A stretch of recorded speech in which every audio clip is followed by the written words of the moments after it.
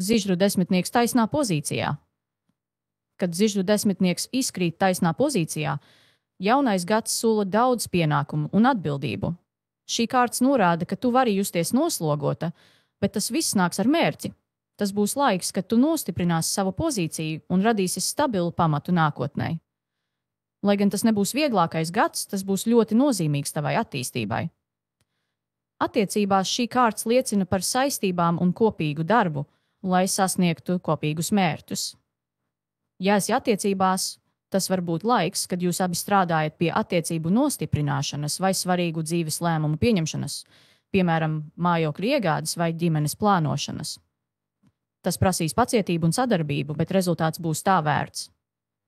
Ja esi viena, zižru desmitnieks var norādīt, ka tu iespējams jūties emocionāli noslogota, bet ir pienācis laiks nolikt malā vecās nastas un ļaut sev atvērties jaunām iespējām. Darba un finanšu jomā šī kārta simbolizē lielu slodzi, taču arī nozīmīgus sasniegumus. Tev var būt jāpārvar daudz šķēršļu, bet ar neatlaidību tu gūsi panākumus. Šis ir laiks, kad tava disciplīna un darba ētika nesīs augļus. Finansiāli tas norāda uz stabilitāti.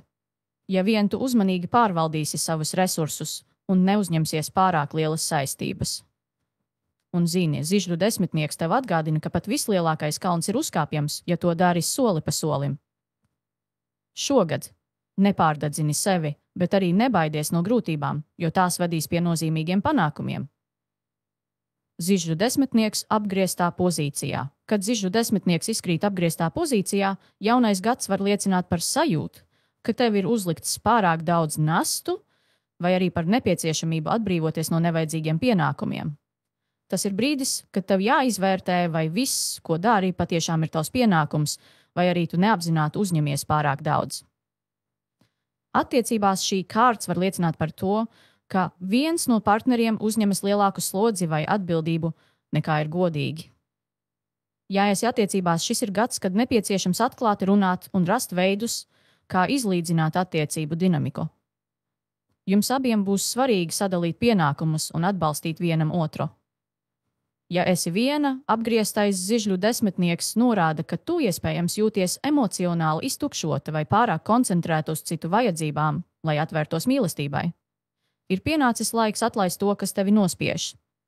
Darba un finanšu jomā apgrieztais zižļu desmitnieks var norādīt uz pārslodzi vai uzdevumiem, kas kļuvuši neizturami. Tas ir gads, kad tev jāiemācās lūgt palīdzību un atteikties no nevajadzīgiem darbiem, kas nesniedz vēlamo rezultātu. Finansiāli tas var nozīmēt, ka ir pienācis laiks pārskatīt savus izdevumus un atbrīvoties no nevajadzīgām saistībām, kas tevi bremzē. Un atceries, apgrieztais zižļu desmitnieks tev saka, ka reizēm ir jāizmet liekais bagāžas smagums, lai ceļojums būtu vieglāks. Kā saka, reizēm mazāk ir vairāk. Šogad dari mazāk, bet gudrāk, un tu redzēsi, kā viss nostājas savās vietās.